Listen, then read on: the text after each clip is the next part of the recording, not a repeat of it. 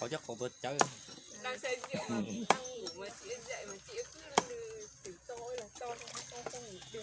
Ôi ngại quá. Đấy, nguyên nhân vì say không rời say là không ngủ đấy. Thật.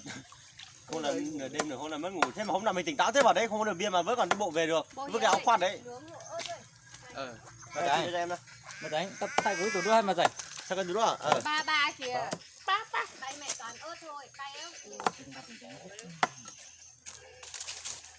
phía còn là có tao học rồi chứ Bên trái quay. tao sẽ thể số giờ Chị. cái họ phải có đi lia chứ tao sẽ số rồi cho nên cái đầu gà đúng không Phép toàn thể anh em mình. Đầu gà. đầu gà để đấy đi để đấy Mang để cho cái ấy. cái đầu đấy thì ăn sau thôi Ông kia quay video thì quay em nhá. lại Cái anh quay.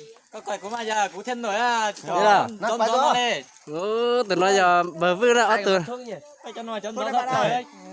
ở từ cái non thật đấy từ chế từ cái Cho nó quật to. rồi Bây muốn lên thì khó to. Chỉnh cả vậy.